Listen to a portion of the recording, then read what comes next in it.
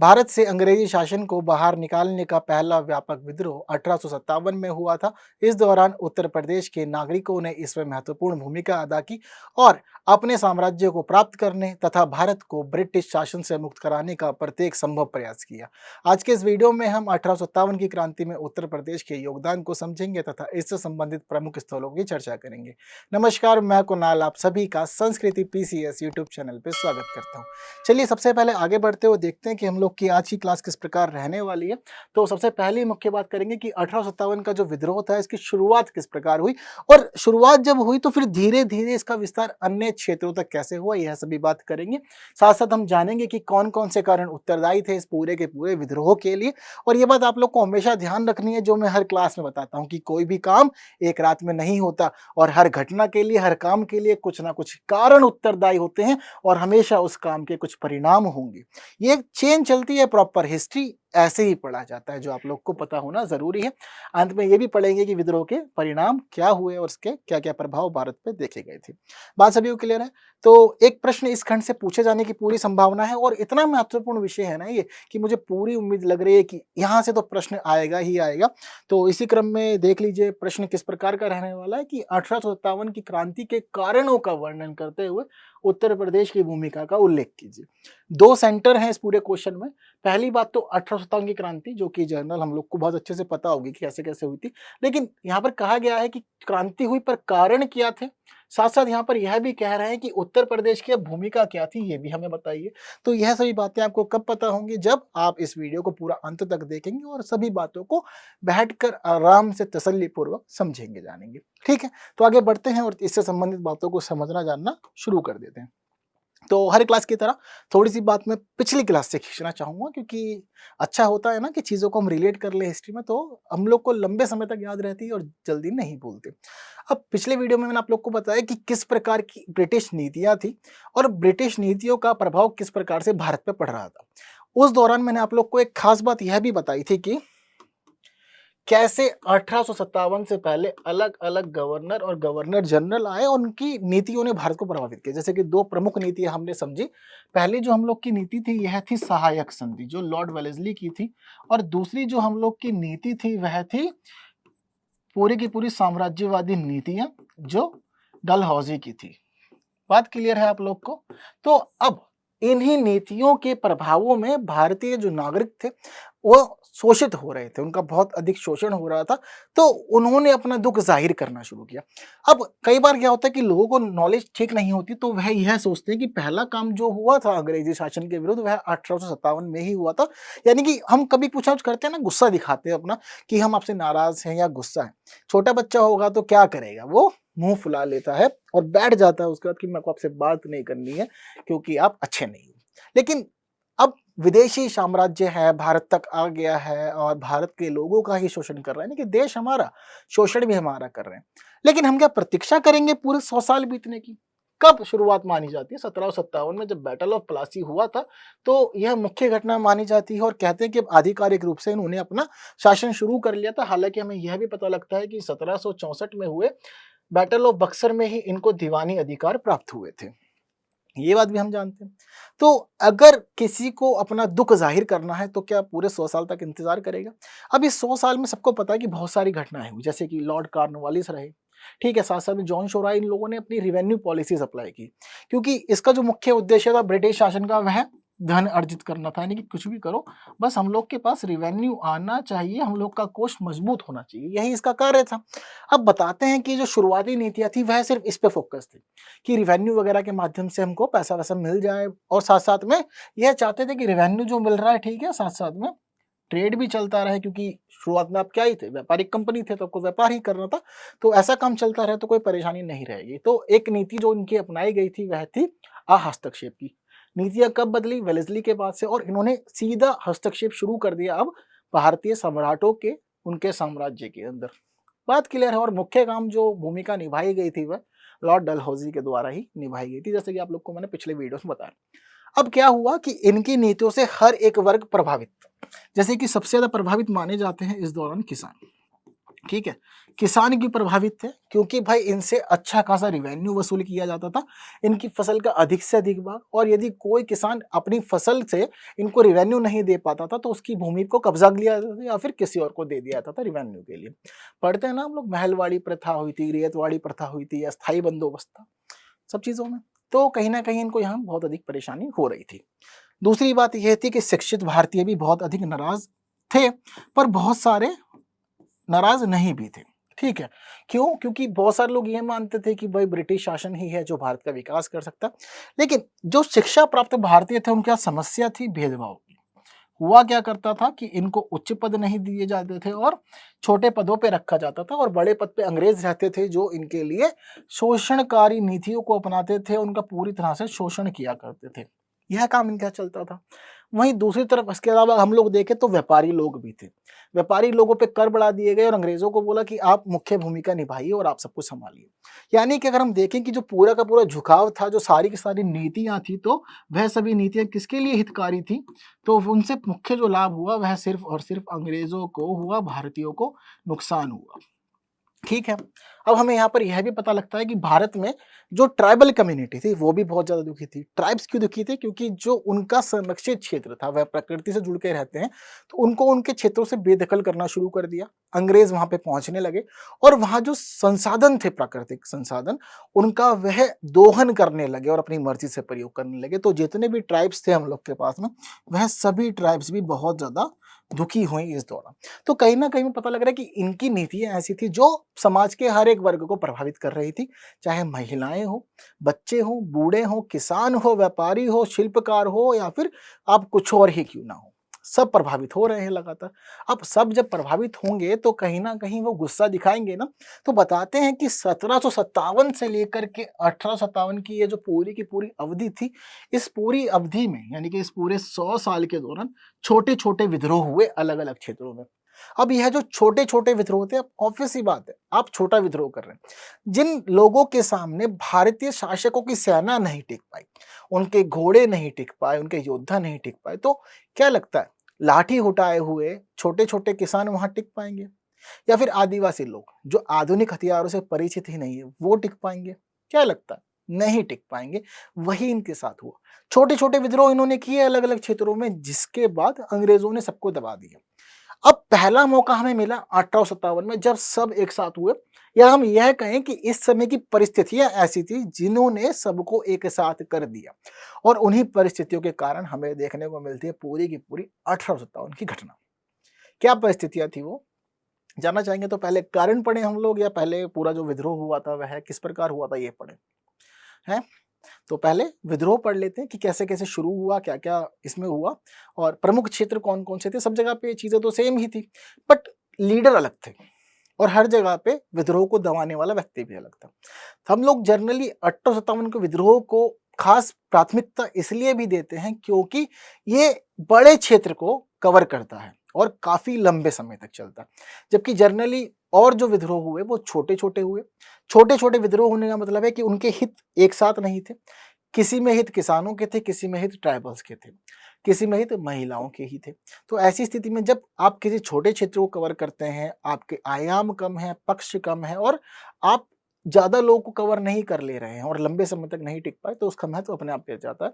लेकिन जब क्षेत्र बड़ा हो गया, आंदोलन बड़ा हो गया, ज़्यादा लोग जुड़ गए, तो फिर उसका महत्व तो है। जैसा कि हम 1857 के विद्रोह के मामले में देख लेते हैं। तो कैसे-कैसे प्रसार हुआ, कैसे शुरुआत हुई, क्या-क्या रहे इसके अंदर कारण, ज़रा समझना एक बार अब शुरू कर देते हैं।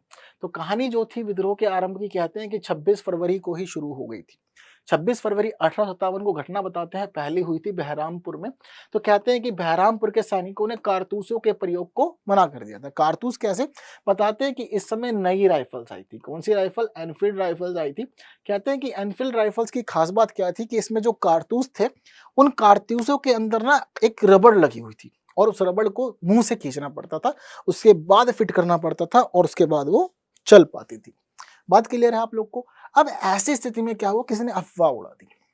भाई ऑनेस्टली बताऊं, मैं तो उस समय नहीं था वहां पे ना, तो मुझे एक्चुअल में नहीं पता। और ये जो हम लोग के उस समय के इतिहासकार हुए, जिन लोगों ने चीजों को स्टडी किया, समझा जाना, अब कहीं ना कहीं कॉन्ट्रडिक्शन है। कॉन्ट्रडिक्शन का मेन रीजन अगर मैं आप लोग को बताऊं तो देखिए क्या है, एक्चुअल में भारतीय लोग कम पढ़े लिखे थे, ठीक है, तो पढ़े लिखे लोग कौन थे? पढ़े लिखे थे सारे के सारे अंग्रेज। अब क्या हुआ कि मामला तो देखो उठा। जब कभी भी क्या होता है कि अगर हमें धुआं दिख रहा है तो उसका मतलब है कि ऑब्वियसली आग तो कहीं ना कहीं पे है। बट क्या हुआ कि उस समय की जो बातें थी वो लिखी गई थी अंग्रेजों के द्वारा। तो इन्होंने कहीं भी इस बात की कोई पुष्टि नहीं की कि ऐसा कुछ हुआ था और जो कारतूस थे उनके अंदर चर्बी लगी हुई थी। अब इन्होंने नहीं लिखी तो आज के जो इतिहासकार हैं वो तो साक्ष्यों के आधार पर सब बातें लिखते हैं ना, जो जो चीजें हमें सोर्सेज मिले वो मान ली। तो कहीं भी ऐसा प्रॉपर मेंशन नहीं है, तो इसलिए ऐसा मान लिया था कि हो सकता है तो अफवाह उड़ी हो, या हो सकता है कि प्रयोग भी किए गए हों, बट पुख्ता नहीं मानते। बट जो घटना थी वो घटना यही थी कि बात यही थी कि जो एनफील्ड राइफल आई है उसमें कारतूस जो लग रहे हैं उनमें सूअर की और गाय की चर्बी प्रयोग की गई है। अब टर्म भी आप समझिए, प्राणी इतने सारे हैं लेकिन सूअर और गाय की चर्बी ने इतना उधम क्यों मचाया? क्योंकि सूअरों का विरोध करते हैं हमेशा से मुस्लिम समुदाय, और गाय हिंदुओं के लिए पवित्र मानी जाती है। तो भारत जो देश था, शुरुआत से हमने देखा कि मध्यकाल के बाद हिंदू और मुस्लिमों का देश हो गया, तो दोनों ही समुदायों के अंदर इससे रोष उत्पन्न हो गया। कई लोग ये मानते हैं कि अफवाह उड़ाई गई थी ताकि दोनों समुदाय मिल करके विरोध करें अंग्रेजों का और कोशिश करें कि भारत सिंह को निकाल दिया जाए। एक रीजन ये माना जाता है। तो एनफील्ड राइफल का जो प्रयोग था उस समय मना करा सबसे पहले बहरामपुर में। यहाँ के जो लोग थे उन्होंने कहा कि हमारी धार्मिक जो नीतियां हैं, जो हमारे धर्म के विचार हैं, जो मान्यता उनके ये विरुद्ध है, हम इसका प्रयोग नहीं करेंगे। तो होना क्या था, यहाँ थे लॉर्ड कैनिंग। लॉर्ड कैनिंग ने बात मानी कि ठीक है, अच्छी बात है, आप प्रयोग नहीं करेंगे, हम ये पूरी की पूरी सैन्य टुकड़ी ही भंग कर देते हैं, यानी कि आपको अब कल से ड्यूटी पे आना ही नहीं है, घर पे आराम करना। यदि आप इस रिवॉल्वर को, इस राइफल को यूज नहीं करेंगे तो ऐसी स्थिति में ठीक है, आपको नहीं आना है। अब पहली घटना यह हुई, जब जैसी ये घटना हुई तो उसके बाद जो न्यूज़पेपर थे उस समय, सभी न्यूज़पेपर में यह हेडलाइन बन गई।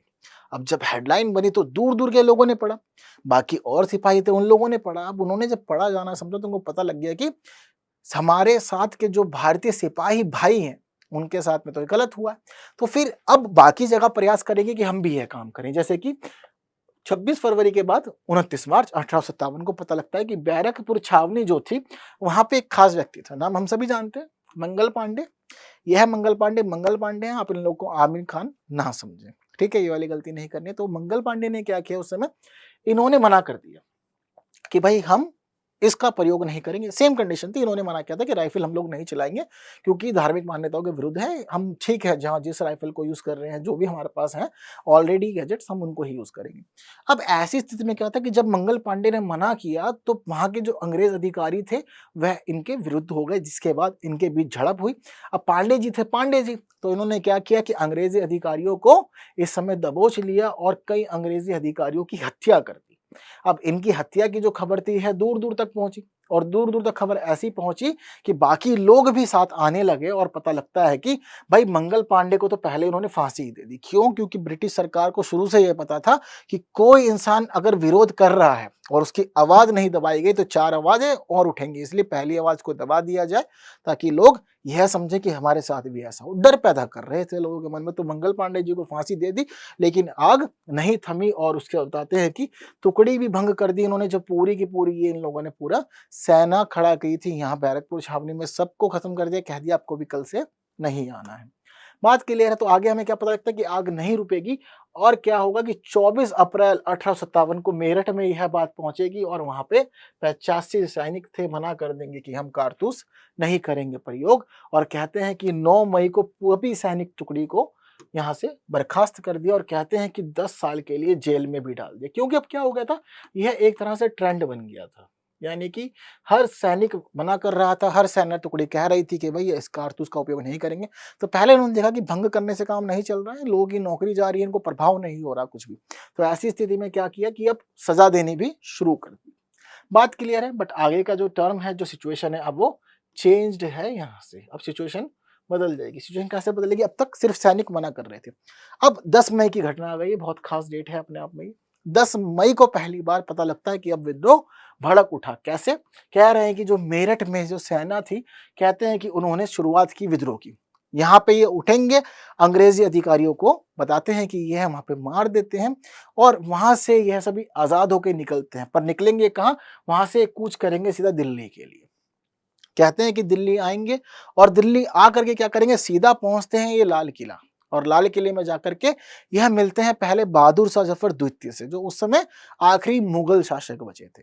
कहते हैं कि भाई बूढ़ी अवस्था में थे, अपने भाई पोते पोतियों के साथ जिंदगी बिता रहे थे। तो जब ये सैनिक वहां पहुंचे तो इन्होंने जाकर के बहादुर शाह जफर को एक नई किरण दिखाई, कहा कि आप ही हैं हमारे भारत के सरताज, आप ही हैं बादशाह सलामत। हम चाहते हैं कि अंग्रेजों के खिलाफ लड़ाई हो और यह लड़ाई आपके नाम पर हो, आप इसको लीड करेंगे। अब बहादुर शाह जफर को दिखा कि भाई यह तो नया मामला है, एक नई किरण उग सकती है इससे, चलो आगे आ जाते हैं। तो उन्होंने भी कहानी को शुरू करवा दिया और कहा कि ठीक है मैं तुम्हारे साथ हूं, और घोषित कर दिया अब बहादुर शाह जफर ही भारत के बादशाह हैं, वही हमारे नेता हैं और पूरा विद्रोह संभालेंगे। हालांकि सैनिक जो लोग थे वह सब इस काम को आगे चला रहे थे।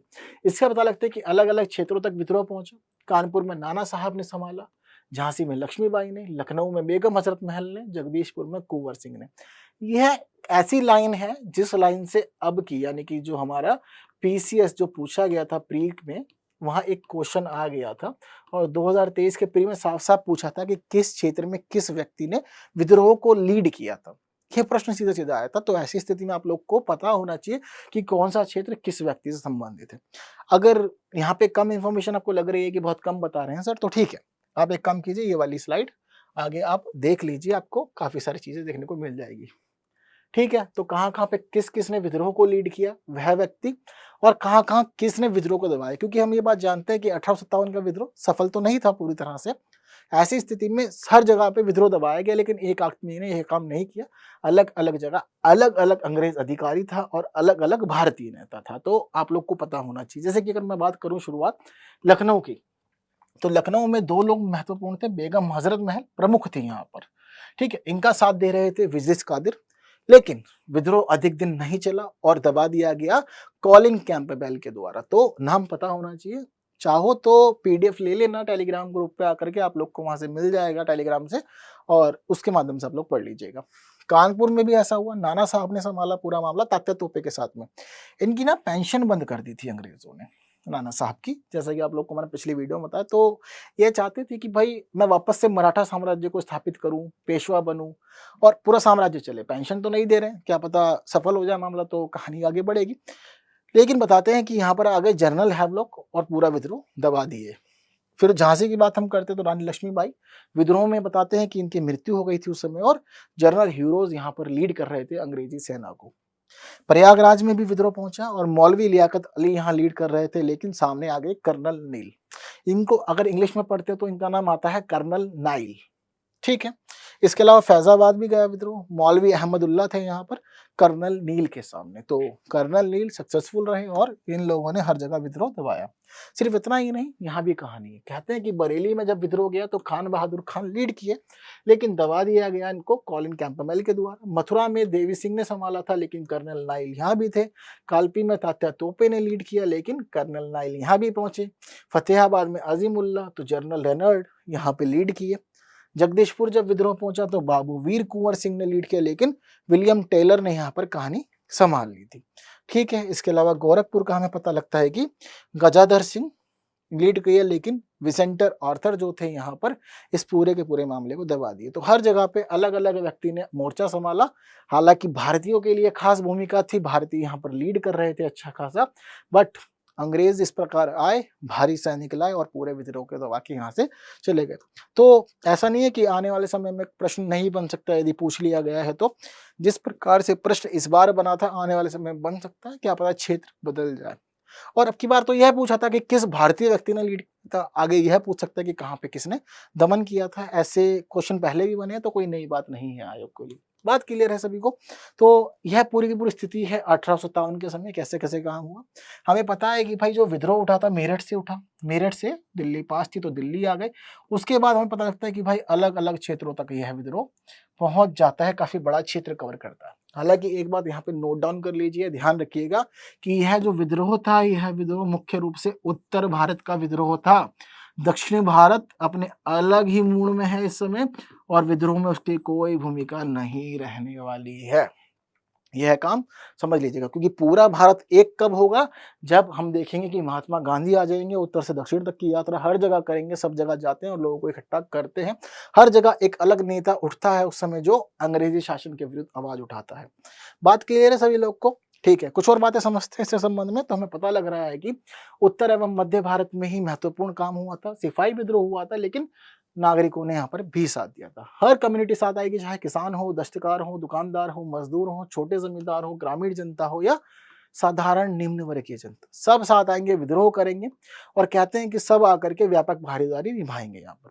हालांकि बताते हैं कि इस समय जो रजवाड़े थे, राजे रजवाड़े जितने भी रहे थे, वह सभी अंग्रेजों के प्रति वफादार रहे। उनकी जो निष्ठा थी, उन्होंने सोचा कि बनी रहे, परेशानी ना हो, और उन्होंने यह भी सोचा कि अंग्रेजी सरकार हमसे गुस्सा ना हो। तो क्या किया, अंग्रेजों का साथ दिया, जहां भी पॉसिबल था अंग्रेजों का साथ देते हुए स्थानीय विद्रोह को दबाने का प्रयास किया इन लोगों ने, ताकि पारितोषिक मिल जाए। तो काफी लोग को फायदा भी मिला था और हमें पता लगता है कि सेना में भी कुछ ऐसे लोग थे जिन्होंने साथ दिया था इनका, जिसकी वजह से तो विद्रोह दबा पाए, और उन्हीं के सहयोग से हमें पता लगता है कि वापस से भारत की स्थिति बदल जाती है पूरी की पूरी। ठीक है, तो इतनी बात सब लोग को समझ में आ गई है कि कैसे कैसे विद्रोह उठा और बाकी क्षेत्रों तक पहुंचा, कहाँ कहाँ किसने लीड किया, ये भी मैंने आप लोग को क्लियर कर दिया। तो बात किसकी करनी है, सिर्फ उत्तर प्रदेश की करनी है, जो कि आप लोग जानते हैं कि पेपर 5 की बात कर रहे हैं, उत्तर प्रदेश स्पेशल। हम लोगों ने 1857 क्रांति भारत के इतिहास में तो पढ़ी है अच्छे से, लेकिन यहाँ पर उत्तर प्रदेश के परिप्रेक्ष्य में पढ़ना जरूरी है, क्योंकि पूरी संभावना मुझे लग रही है कि प्रश्न ये वाला पूछा जाएगा, और अगर यह प्रश्न पूछा गया तो पूरी झलक दिखनी चाहिए कि हर एक लाइन में उत्तर प्रदेश है। ठीक है, बात क्लियर है सभी को। तो कारण भी रहे इसके अलग अलग, जैसे कि मैंने आपको बताया था कि बहुत महत्वपूर्ण और अलग अलग कारण थे। जैसे कि आर्थिक कारण क्या थे, एक बार समझते हैं, एक लंबी लिस्ट है, इसके बाद और भी लंबी लिस्ट है अन्य प्रकार के कारणों। जैसे आर्थिक कारणों में क्या पता लग रहा है कि ब्रिटिश व्यापारियों एवं उद्योगपतियों के प्रयुक्त भू राजस्व नीतियां, जितनी भी नीतियां बन रही थी वह हित में थी ब्रिटिश व्यापारियों के, उद्योगपतियों के, यानी कि भारतीय व्यापारी वर्ग जो था, भारतीय किसान थे, इसके अलावा और जो भी लोग थे भारतीय, उन सब के अगेंस्ट थी। अब इंसान देख के समझ जाता है कि हम लोग के साथ हमारे ही देश में भेदभाव, बाहर का इंसान आ रहा है, प्रॉफिट भी सारा वही ले रहा है, लाभ में भी वही जा रहा है, तो हम क्या बेवकूफ हैं जो इस तरह से हम लोग के साथ बिहेव किया जा रहा है। तो मौका ढूंढेंगे वो, और अगर उनको कहीं पे कोई लूप होल मिल जाएगा तो वो उसका लाभ उठाएंगे, जैसा कि हुआ इस विद्रोह में। कहते हैं कि जो अंग्रेज सरकार की नीतियां थी, उन नीतियों से किसानों, दस्तकारों, हस्तशिल्पियों और बड़ी संख्या में परंपरागत जमींदारों और मुखियाओं पर प्रभाव पड़ा, यानी कि उनका शोषण होना शुरू हो गया, उनका जो लाभ मिलता था उनका लाभ दब गया। अब वह भी सामान्य हो गए और भारी नुकसान उठा रहे थे व्यवस्था में, और अंग्रेजों का बात मानकर ही उनको जीवन जीना पड़ रहा था। तो ऐसी स्थिति में जब अंग्रेजों की बात मान रहे हैं, सब कुछ उनके अनुरूप हो रहा है, तो इनका तो अहित ही है, नुकसान ही है, तो कहीं ना कहीं इनको बहुत घाटा हो रहा था। प्रशासनिक भ्रष्टाचार चल रहा था, यानी कि सारा मामला अंग्रेजों को ही फेवर कर रहा था। प्रशासन में सभी अंग्रेजी लोग बैठे हुए थे, तो इसी वजह से वो अपने भाई बंधुओं को फेवर करते थे। कानून सारे जो थे ब्रिटिश फॉलो कर रहे थे, भारतीयों के अनुरूप कुछ भी मान ही नहीं रहे थे, जिस वजह से पूरा प्रशासन जो था वह भ्रष्ट हो गया था, और कुछ भी उनको मौका मिलता था भारतीयों के विरुद्ध तो कड़ी से कड़ी सजा देते थे। जैसे कि जटिल न्याय प्रणाली थी, सारी की सारी जो न्याय प्रणाली थी सब ब्रिटिश उठा के ले आए थे, अंग्रेजी कानूनों के अनुसार ही फैसले कर रहे थे, और भारत के नियमों से मतलब ही नहीं था, जिस वजह से बहुत लोगों को उम्र कैद हुई, फांसी हुई या कारावास की सजा दी गई, या फिर उनके साथ में बहुत बुरा सलूक किया जाता था, बहुत मारा पीटा जाता था भारतीयों को, ऐसा हमने देखा है।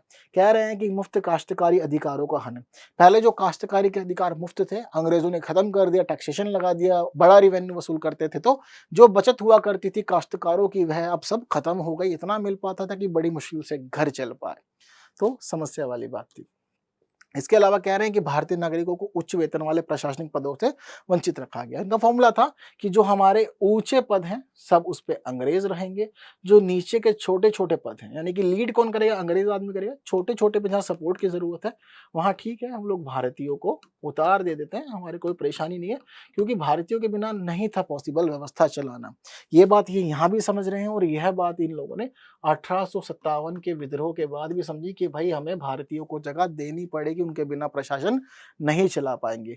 कह रहे हैं कि भाई जितने भी संरक्षण में रहते थे वह सभी लोग भी वंचित हो गए। किसके संरक्षण में, बादशाह के संरक्षण में जो लोग थे, चाहे वह कलाकार हो, विद्वान हो, कोई कवि हो, संगीतज्ञ हो, चित्रकार हो, अब उन सबकी जिंदगी खराब हो गई, राजकीय संरक्षण से बाहर आ गए, काम नहीं कर सकते थे, और अंग्रेजों के अनुरूप काम नहीं किया तो फिर दंड भुगतना पड़ता था। यह सभी आर्थिक कारण थे, जिस वजह से लोगों की आर्थिक स्थिति बहुत खराब हुई, और भारत में हम देखते हैं कि जो अच्छा खासा जीवन लोग जीते थे सब दयनीय स्थिति में आ गए, खाने पीने की परेशानी हो गई, घर में अनाज तक नहीं रहता था।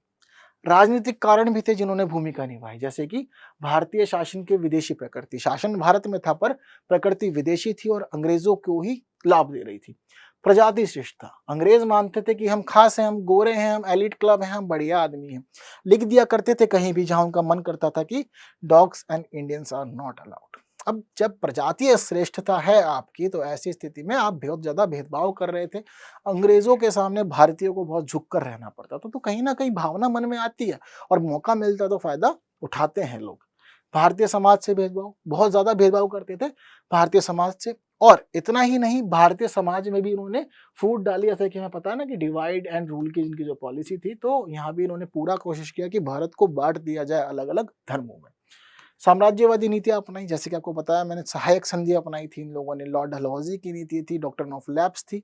तो उन सभी ने कहीं ना कहीं बहुत अधिक प्रभावित किया भारतीय व्यवस्था को, जो कारण बना 1857 की क्रांति का। इनाम कमीशन बनाया था इन्होंने।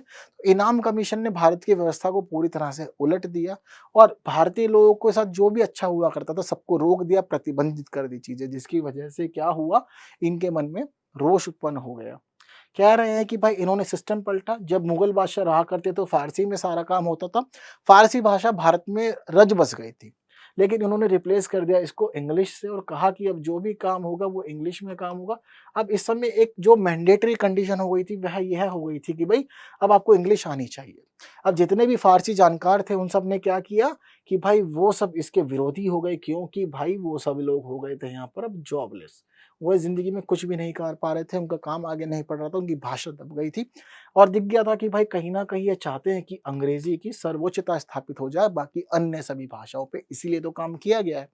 तो यह सब चीजें छोटी छोटी होती है, लेकिन छोटी छोटी बातें आपके दिल में जब धीरे धीरे घर करेंगी ना, तो एक बड़ा विप्लव फूटेगा, जैसा कि यहाँ हो रहा है। ठीक है।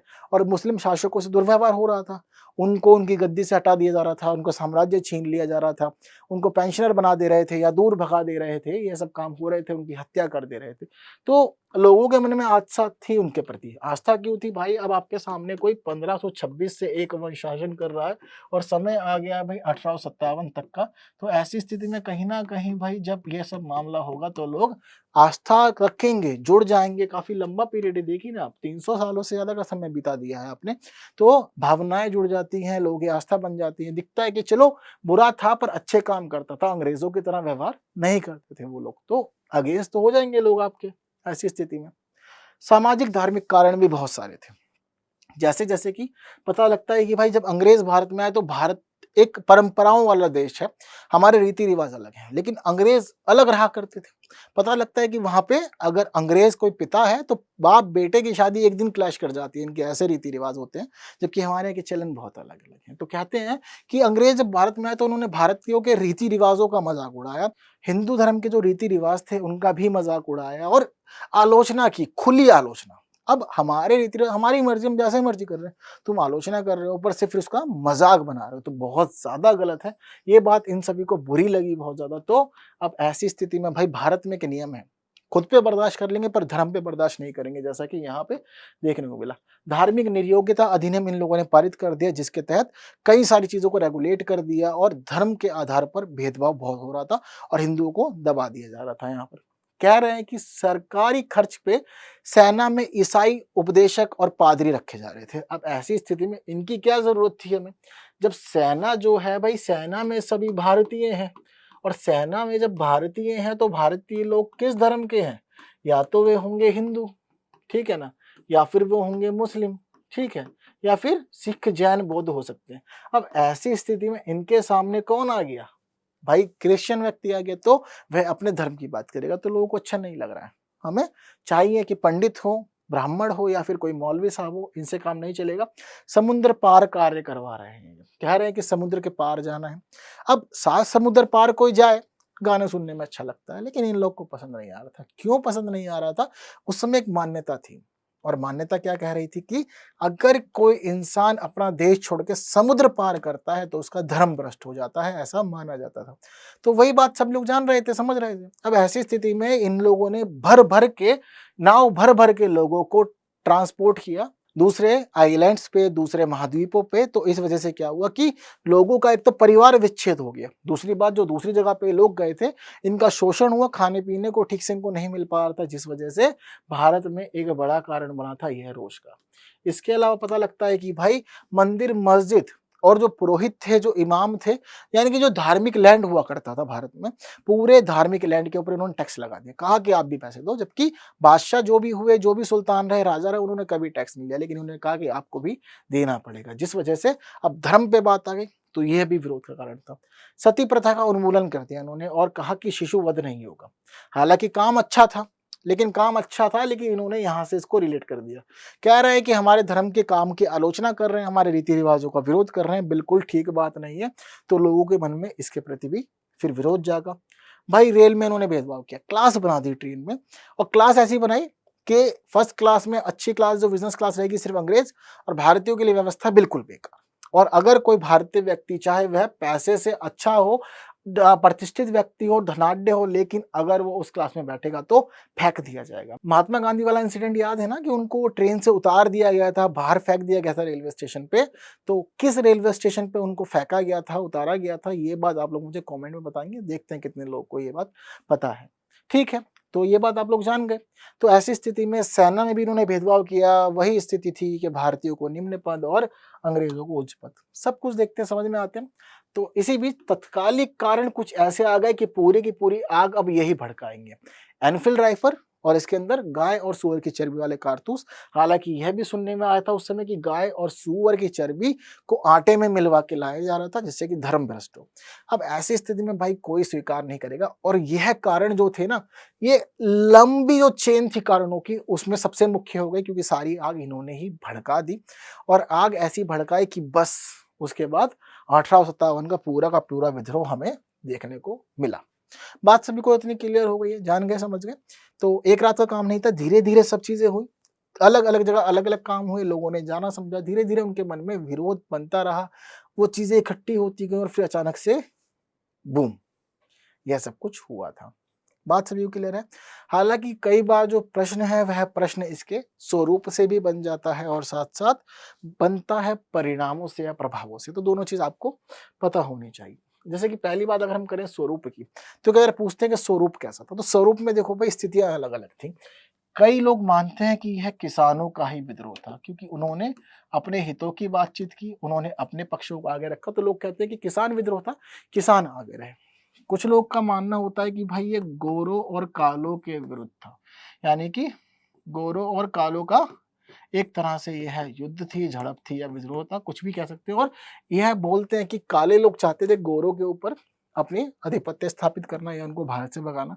कुछ लोग यह भी कहते हैं कि यह शिक्षित वर्ग, यानी कि अंग्रेजों ने लिखी सब चीजें, तो अंग्रेज खुद को शिक्षित मानते हैं और कहते हैं कि शिक्षित और अशिक्षित वर्गों के विरुद्ध यह विद्रोह हुआ था उस समय का, ऐसा माना जाता है। बात क्लियर है सभी लोगों को। कुछ लोग कहते हैं कि भाई धर्म और अधर्म के विरुद्ध था युद्ध। ठीक है, तो इस तरह से अलग अलग नेचर इसका बताया जाता है। बात क्लियर है सभी लोग को। ठीक है, तो अलग अलग लोग अलग अलग स्वरूप बताते हैं, जैसा कि आप लोग की स्क्रीन पर भी आपको देखने को मिल रहा है। ठीक है, तो यह पूरा का पूरा पैटर्न रहा उस समय। तो कई बार स्वरूप पूछ लिया जाता है, तो यदि स्वरूप पूछा जाए तो आप लोग इस प्रकार से इसको डिफाइन कर सकते हैं, बता सकते हैं कि यह स्वरूप हमें देखने को मिलते हैं। साथ साथ कुछ लोग यह भी बताते हैं कि यह जो पूरा का पूरा विद्रोह था यह क्षेत्रीय स्वरूप में था, यानी कि पूरा जो नेतृत्व हुआ लोगों का क्षेत्रीय था। तो ऐसे ही क्षेत्रीय विद्रोह मानते हैं बहुत सारे लोग। साथ साथ बहुत सारे लोग यह भी मानते हैं कि यहाँ जो आकांक्षाएं थी लोगों की वह सीमित आकांक्षाएं थी, क्षेत्र संबंधित थी, व्यक्ति विशेष संबंधित थी, वर्ग विशेष संबंधित थी। यानी कि लोग बताते हैं कि ऐसा आंदोलन नहीं था, ऐसा विद्रोह नहीं था जो सबको शामिल कर सके। कुछ लोग यह भी मानते हैं कि यह विद्रोह मुख्य रूप से सैनिक विद्रोह ही था, यानी कि व्यक्तियों का जुड़ाव नहीं था, सामान्य लोगों का जुड़ाव नहीं था, ऐसा भी इसको माना जाता है। तो अलग अलग प्रकृति मानते हैं लोग ही इस विद्रोह की, जैसे कि 5-6 प्रकृति मैंने आप लोग को बता दी है अलग अलग रूपों में। ठीक है, तो इस प्रकार आप इसको डिफाइन कर सकते हैं। इसके प्रभाव अपने आप में बहुत खास थे। कहते हैं कि इस विद्रोह ने आगे की रणनीति निर्धारित करने में महत्वपूर्ण भूमिका अदा की, और अब आगे का जो पूरा का पूरा कार्यक्रम होगा वह इस विद्रोह से सीख लेते हुए आगे बढ़ेगा। ठीक है, साथ-साथ यह भी बताते हैं कि भाई भारत में जो पूरी की पूरी व्यवस्था का परिवर्तन हुआ था, वह परिवर्तन भी इसकी वजह से ही हुआ था। क्योंकि 1857 में हमें क्या पता लगता है कि विद्रोह की वजह से खबर पहुँच जाती है अंग्रेज़ तक और जो इंग्लैंड में खबर पहुँचेगी तो सम्राट क्या करेंगे, सम्राट आदेश दे देंगे कि अब कंपनी भारत नहीं चलेगी, अब हम खुद यानी कि क्राउन के अधीन चला जाएगा, तो व्यवस्था का परिवर्तन हो जाएगा। अब यहाँ पर हमें यह भी पता लगता है कि अंग्रेज़ समझ गए हैं कि भारतीयों के बिना प्रशासन संभव नहीं है। तो भारतीय लोगों की अब प्रशासनिक भूमिका बढ़ने लग जाएगी और उसके बाद हमें पता लगेगा कि इनको अच्छे पद भी मिलने लग जाएंगे। हालांकि क्या होगा कि अब सैन्य रूप से जो भारतीयों की भूमिका थी, यह भूमिका अब कम हो जाएगी और अब सेना में ज़्यादा भारतीय लोग नहीं रखे जाएंगे क्योंकि कहीं न कहीं मामला गड़बड़ हो रहा था। शिक्षित भारतीयों को भी ये समझ जाएंगे कि ज़रूरी है कि आगे बढ़ाया जाए, तो उनको काम मिलना शुरू हो जाएगा, पद मिलने शुरू हो जाएंगे और इस वजह से वह अब धीरे-धीरे विकास करेंगे। भारत में शिक्षा के क्षेत्र में काम किया जाएगा और न्याय प्रणाली को भी अब यह सुधारेंगे कहीं न कहीं क्योंकि इनको पता लग गया कि लोग अपने धर्म के विरुद्ध अगर कोई बात सुनेंगे तो वह बर्दाश्त नहीं की जाएगी। तो अब यह काम करेंगे कि न्याय प्रणाली भी सुधरे और धर्म से संबंधित जो भी काम हो रहे हैं या जो भी बातें हो रही हैं, कटाक्ष ना किया जाए, अधिक विरोध ना हो मामला। बात सभी को क्लियर है लेकिन शोषण होगा थोड़ा-सा रूप बदल दिया जाएगा अब। अब पहले वाली नीतियाँ नहीं रहेंगी क्योंकि सारा का सारा काम अब क्राउन खुद सँभाल रहा है इस वजह से। तो पैरेलल ही काम चलेगा, ये अपना फ़ायदा देखेंगे लेकिन भारतीयों के लिए काम भी शुरू करेंगे जैसे कि रेल वगैरह डेवलप होगी, व्यापारिक केंद्र बनेंगे, अलग-अलग भारतीयों को अलग-अलग काम पे रखा जाएगा। हालाँकि बहुत अधिक नहीं होगा जैसे शिक्षा वाला काम क्योंकि अंग्रेज़ों को पता है कि ज़्यादा पढ़े लिखे जाएँगे तो हम लोग को ही नुकसान होगा, तो वो कहीं न कहीं चीज़ों को रेगुलेट करेंगे, अभी भी ऐसा हम लोग को देखने को मिलेगा। तो परिवर्तन बहुत ज़्यादा हुए इस समय और काफ़ी व्यापक प्रभाव देखने को मिले। यही प्रभाव था जो हमें पता लगता बाद में कि सारे जो भारतीय थे अब सब कुछ धर्म, जाति जो भी चीज़ें हैं भुला करके अब एक साथ हो जाएँगे और वो यह मानेंगे कि सिर्फ़ अंग्रेज़ी शासन को भारत से उखाड़ फेंकना है। हालाँकि यह जो पूरा आंदोलन था एक रात की देन नहीं थी, बताते हैं कि इसके लिए भी लोगों ने लंबा काम किया था, पत्र व्यवहार चल रहा था, रोटियाँ बाँटी जा रही थी इधर-उधर और कमल के फूल दिए जा रहे थे, जो प्रतीक था इस समय इस पूरे आंदोलन को इकट्ठा करने का, इस विद्रोह को इकट्ठा करने का। ऐसे ही क्या होगा अब एक लंबी चेन चलेगी और लंबी चेन हम देखते हैं कि 1857 से 1947 तक ये सारी की सारी कार्यवाही होगी और अंत में हमें 1947 में 15 अगस्त के दिन स्वतंत्रता प्राप्त होगी। हालाँकि अब स्वरूप भी बदलने लग जाएगा क्योंकि अभी हमें देखने को मिल रहा है कि जो नेता हैं वो क्षेत्रीय हैं, अपने अपने हितों से संबंधित हैं, लेकिन अब आने वाले समय में पता लग जाएगा कि क्षेत्रीय हितों पे काम करेंगे तो नहीं होगा, तो अब राष्ट्रीय नेता बनने शुरू हो जाएँगे। जैसे कि सबसे प्रमुख राष्ट्रीय नेता जो होते हैं यहाँ पर अब कौन हो जाते हैं? महात्मा गांधी होते हैं जो पूरा के पूरे भारत को सँभालते हैं, एक साथ करते हैं, उनकी नीतियाँ, उनकी असहयोग वाले कार्यक्रम, उनका सविनय अवज्ञा बहुत अधिक महत्व रखता है इस पूरे के पूरे दौर में। बात सभी को क्लियर हो गई इतनी तो चीज़ें बदलेंगी, यहाँ से अब ये सीख लेंगे कि क्या-क्या गलतियाँ हुई थी और उसके बाद व्यवस्था को ये आगे अब इसके अनुरूप चलाना शुरू करेंगे। ठीक है, तो जो महत्वपूर्ण बातें थी पूरे इस विद्रोह की और उत्तर प्रदेश की क्या भूमिका रही, अच्छे से मैं आप लोग को पता ही है और अब की बार अगर प्रश्न आता है ऐसा, संभावनाएँ पूरी हैं बट प्रश्न आए तो बढ़िया से सॉल्व कीजिएगा और अपनी बातों को प्रेज़ेंट कीजिएगा। तो आज के वीडियो में फिलहाल इतना ही। इस वीडियो को बाकी साथियों तक भी शेयर करें क्योंकि बहुत मेहनत लगती है भाई सब चीज़ों को तैयार करने में और आप तक पहुँचा देने में। तो सबको पढ़ने का मौका दीजिए, चैनल सब्सक्राइब नहीं किया है कर दीजिए, वीडियो को लाइक किए बिना मत जाइएगा जहाँ तक देखा है तो और कमेंट करके अपने व्यूज़ भी हमें ज़रूर बताएँ। थैंक यू सो मच, फिर अगले वीडियो में जल्द मिलते हैं।